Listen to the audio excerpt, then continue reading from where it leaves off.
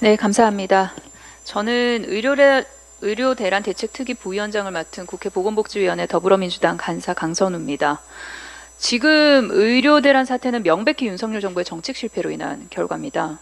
그간 민주당은 국회 보건복지위 의료계 비상상황청문회 그리고 또 국회 교육위 복지위 연석청문회를 열어서 정부의 정책 결정 과정에 대해서 면밀히 검토를 했습니다. 2,000명 의대 정원 증원 규모에 대한 근거가 없을 뿐만 아니라 향후 교육에 필요한 최소한의 예산 추계조차 정확히 이루어지지 않았다는 점을 확인했습니다. 도대체 무엇을 믿고 어떤 계획을 갖고 이 정도 수준의 밀실 행정과 졸속 행정을 강행했는지 기가 막힐 따름입니다. 덕분에 의료 현장뿐만 아니라 교육 현장까지 아수라장입니다.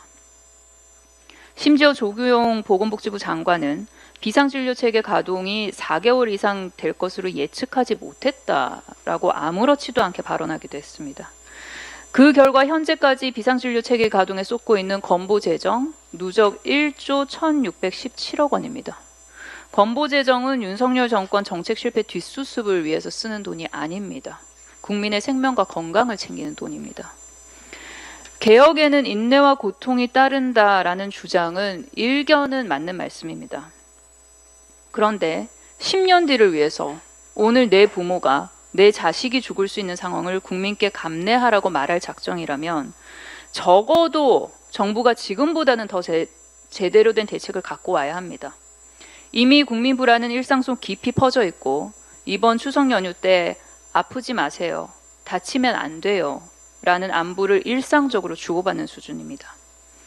이제라도 윤석열 대통령은 부디 전직 검사가 아니라 대통령답게 행동해야 할 것입니다. 전공의를 피의자 취급하면서 채찍과 당근을 쓰면 해결될 일 정도로 생각하고 의대 정원 증원 밀어붙인 탓에 그 어떤 대화의 물꼬도 트지 못하고 있는 상황입니다. 문제의 해결은 잘못을 인정하는 것에서부터 시작하고 스스로 정책의 실패를 인정하고 전향적 태도로 의대 정원 증원 유예 등 검토에 나서야 합니다. 정부가 반복해서 외치는 의료 개혁을 포기할 수 없다라는 취지의 발언은 우리의 정책 실패를 결코 인정할 수 없다라고밖에 들리지 않습니다. 솔직해져야 합니다. 지금 정부가 포기하지 못하고 있는 것은 자존심이지 개혁 의지가 아닙니다. 더불어민주당 의료대란 대책특위는 활동을 통해서 정부의 실책을 꼼꼼하게 짚어내고 현실적인 대안 모색에 노력하도록 하겠습니다.